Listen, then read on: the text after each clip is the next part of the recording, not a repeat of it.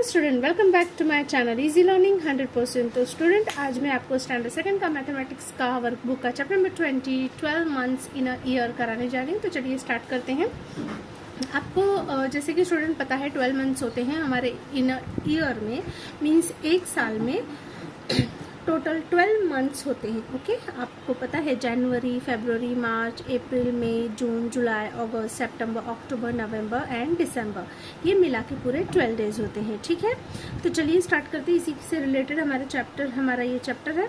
Observe the diagram, read and learn. आपको diagram observe करना है और इसको रीड करना है।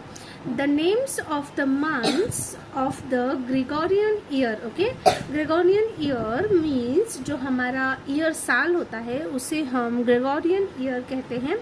तो उसमें जो मंथ होते हैं वो आपको यहाँ पे दिए हैं। Number of days in each month. अब कितने डेज ईच मंथ में होते हैं, लाइक जनवरी में कितने होते हैं, फरवरी, मार्च, अप्रैल, मई, जून, जुलाई, अगस्त, सितंबर, अक्टूबर, नवंबर, दिसंबर, सब में कितने कितने डेज होते हैं वो भी हम इसमें सीखेंगे।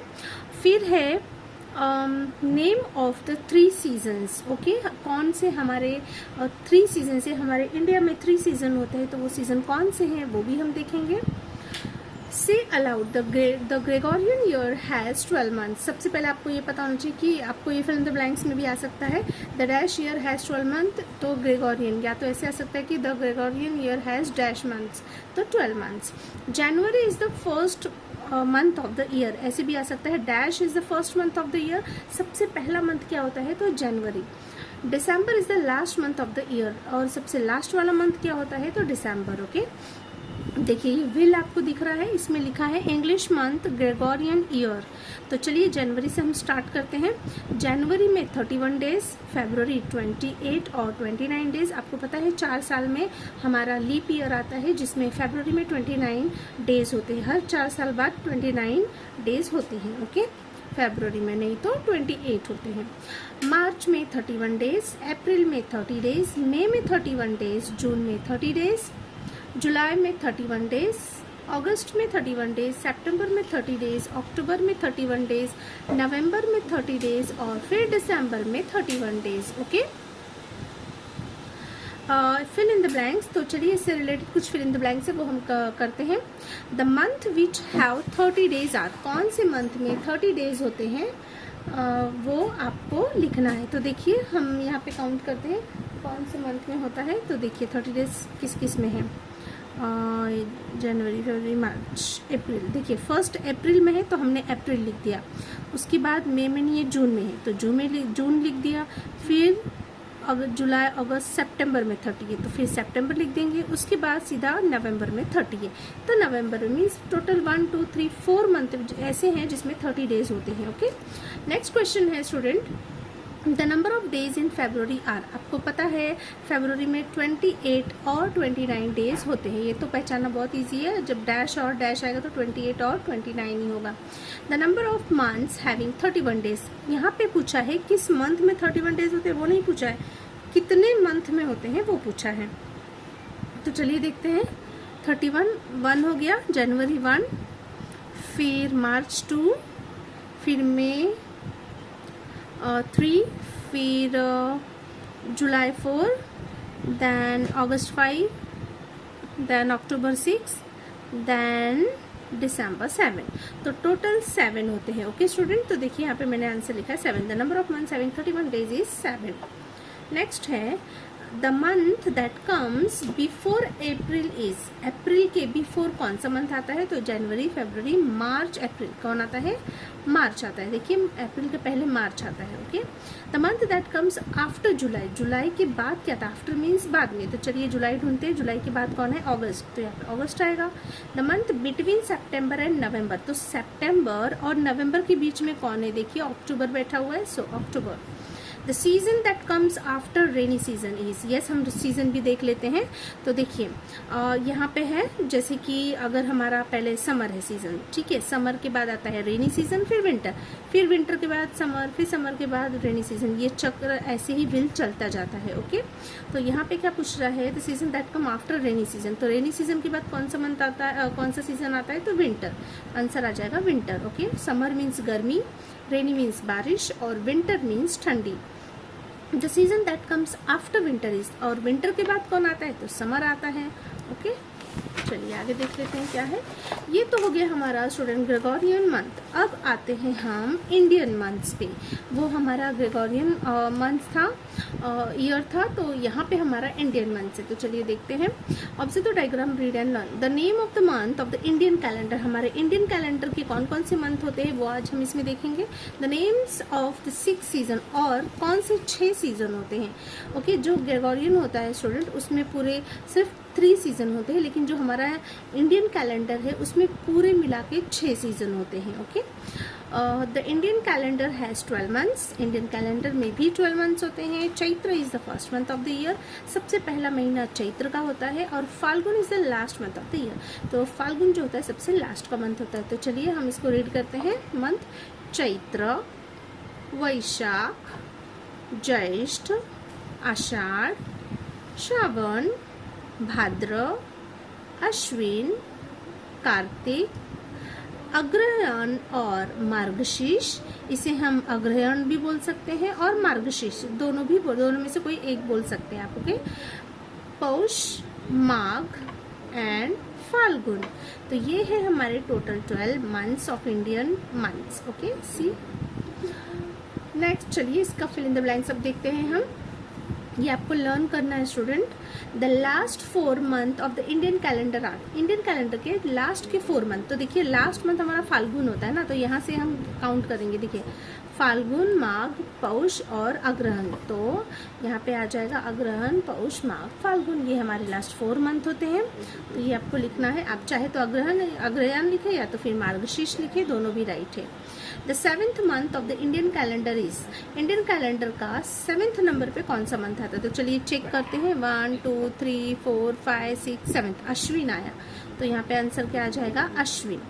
Shravan is the dash month of the Indian calendar. यहाँ पे पूछा है श्रावण जो है वो किस नंबर पे आता है मंथ। तो चलिए चेक करते हैं। चैत्र, वैशाख, ज्येष्ठ, आषाढ़, श्रावण।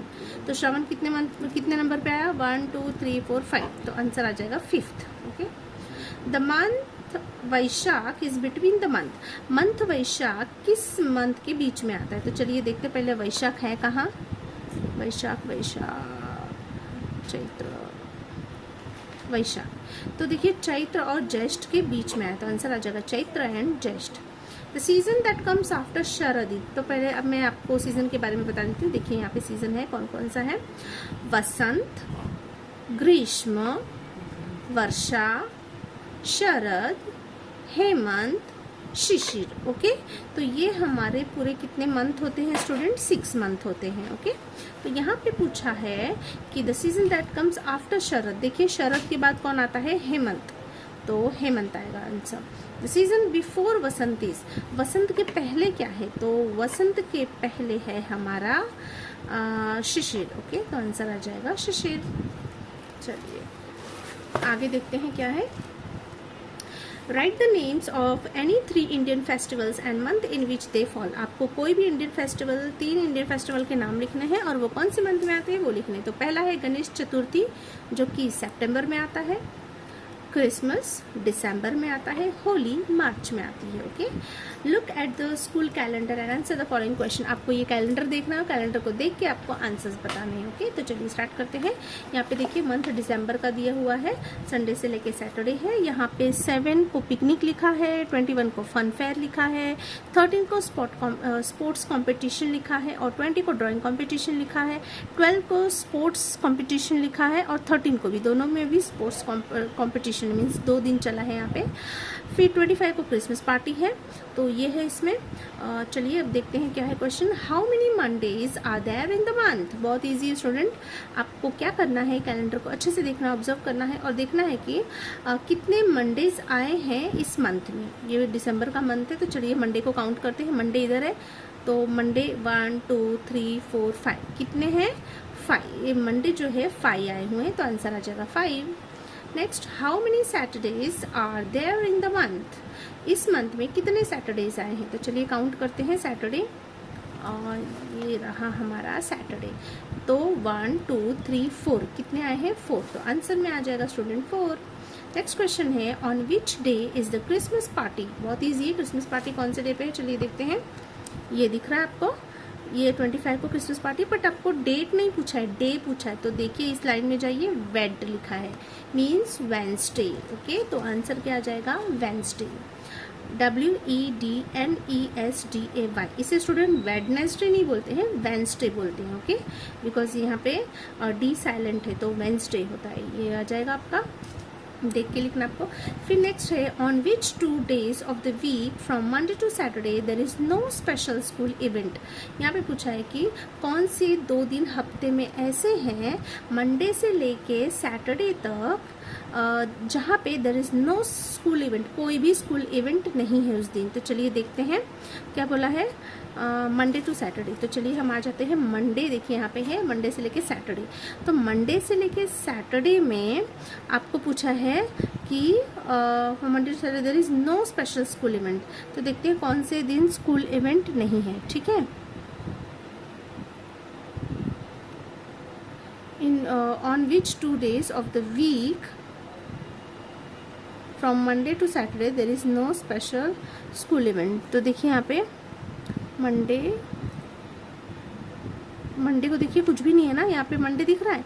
तो मंडे को देखिए 2, 9, 16, 23 कुछ कोई भी डे नहीं है। ठीक है, ट्यूसडे यहाँ पे देखिए 3, 10, 17, 20 कुछ भी नहीं लिखा, कोई स्कूल इवेंट नहीं लिखा है। ओके, वेंसडे को देखिए क्रिसमस पार्टी है, थर्सडे को स्पोर्ट्स कंपटीशन है, फ्राइडे को भी स्पोर्ट कंपटीशन और ड्राइंग कंपटीशन है, और सैटरडे को पिकनिक है और फन फेयर है। तो कौन से यहाँ पे 2 days आपको मिले जहाँ पे कोई भी स्पेशल इवेंट नहीं है। तो देखिए मंडे एंड ट्यूसडे है ना, यहाँ पे कोई भी स्कूल इवेंट नहीं है, बाकी सब में स्कूल इवेंट कुछ ना कुछ है।